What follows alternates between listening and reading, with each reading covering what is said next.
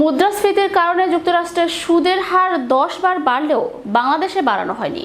New ইয়র্কে 19 মে সন্ধ্যায় সম্মিলিত বরিশালবাসী ইউএসএ প্রদত্ত সংবর্ধনা সমাবেশে প্রধান অতিথির বক্তব্যে কথা বলেন সোনালী ব্যাংকের এমডি আফজাল করিম। বিস্তারিত থাকছে ডেস্ক রিপোর্টে।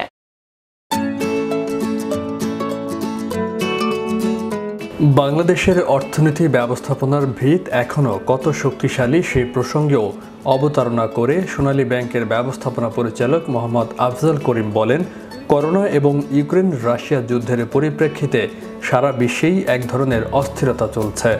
মাঝে মাঝে পত্রিকায় একটি বিক্ষিপ্তভাবে নিউজ আসছে। অনেক সময় যদি আমাদের একজন ভাই বলছিলেন যে পত্রিকায় নেগেটিভ নিউজগুলোকে খুব হাইলাইট করা হয়। তো এরকম একটি নিউজ বাংলাদেশে খুব হাইলাইট করা হয়েছিল যে ব্যাংকে যে এবং সেটি সোনালী ব্যাংকের ঘটনা, যে উনি ওই 2 লক্ষ টাকা আছে, ব্যাংক তাকে টাকা দিতে পারে তাই ব্যাংকের কোটি টাকা নাই। সব খবরটা সম্পূর্ণ মিথ্যে ছিল।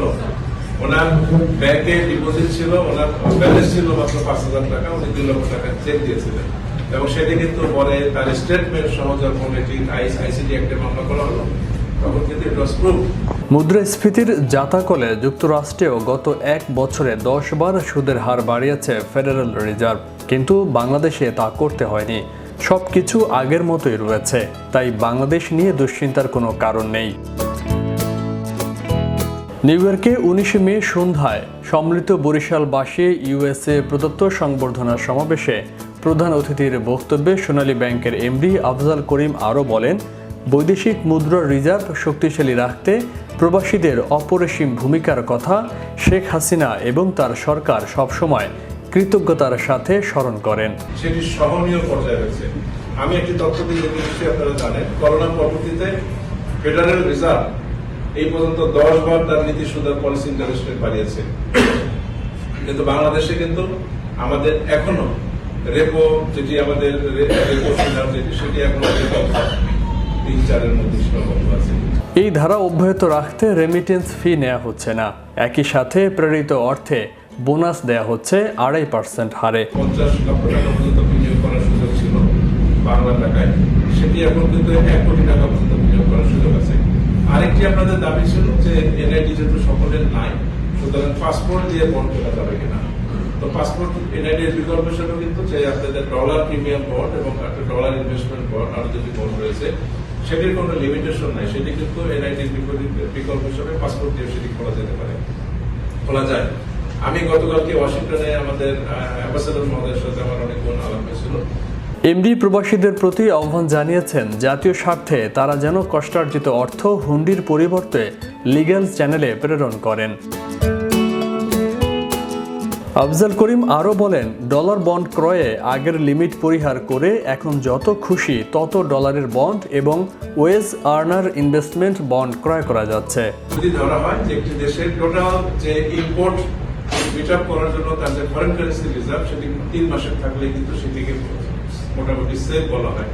আমাদের দেশের ফরেন কারেন্সি রিজার্ভ কিন্তু এখনো প্রায় 5 মাসের সমান। আমরা যদি কোনো ধরনের ইনফ্লো নাও হয় তাহলেও কিন্তু 5 মাসের যে আমাদের টোটাল ইম্পোর্ট এবং অন্যান্য যে খরচ হয় সেটি মিট আপ করার জন্য রিজার্ভ যথেষ্ট। এবং আরেকটি বড় ইন্ডিকেটর হচ্ছে, বড় স্বস্তি হচ্ছে একটি ব্যাংকের একটি রাষ্ট্রের যে ডেট সার্ভিসিং এবিলিটি, যে রাষ্ট্র যে বিভিন্ন ধরনের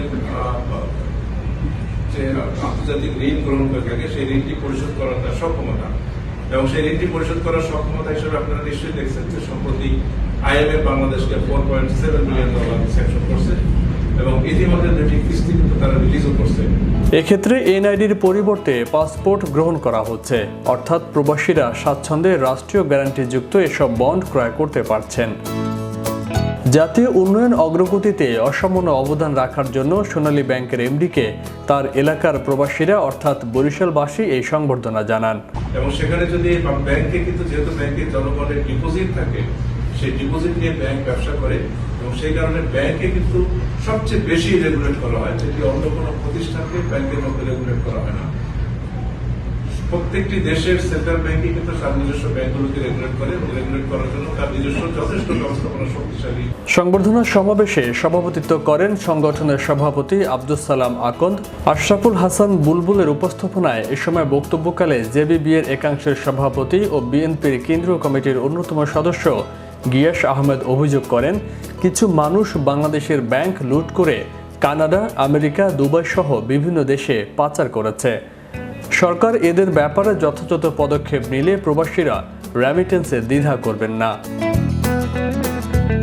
এ সময় আরও বক্তব্য রাখেন নিউ ইয়র্কে বাংলাদেশ কনসুলেটর first secretary Ishrat Jahan, Sonali exchange কোম্পানির প্রধান নির্বাহী দেবশ্রী মিত্র, বরিশালের নেতা ও ব্যবসায়ী Enayet Sardar, New York City মেয়রের এশিয়ান উপদেষ্টা ফাহাদ সুলাইমান, বিশিষ্ট চিকিৎসক Chowdhury Sarwar Hasan, CPA Sarwaruzzaman Chowdhury, Anwar Hossain, sector commanders forum মুক্তিযুদ্ধ ৭১-এর নারী সম্পাদক সবিতা দাস।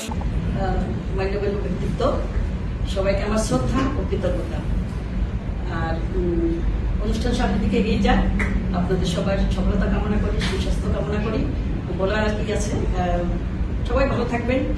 উল্লেখ্য, সোনালী ব্যাংকের সাবসিডিয়ারি যুক্তরাষ্ট্রস্থ সোনালী এক্সচেঞ্জ কোম্পানির বার্ষিক সভায় যোগদানের জন্য তিনি যুক্তরাষ্ট্রে এসেছিলেন। ২০ মে রাতে ঢাকার উদ্দেশ্যে নিউ ইয়র্ক ত্যাগের প্রাক্কালে বরিশালের এই সংবর্ধনা সমাবেশ প্রকারান্তরে কমিউনিটির সমাবেশে পরিণত হয়। ফয়সাল মাহমুদ, বিশ্ব বাংলা 24 নিউজ ডেস্ক।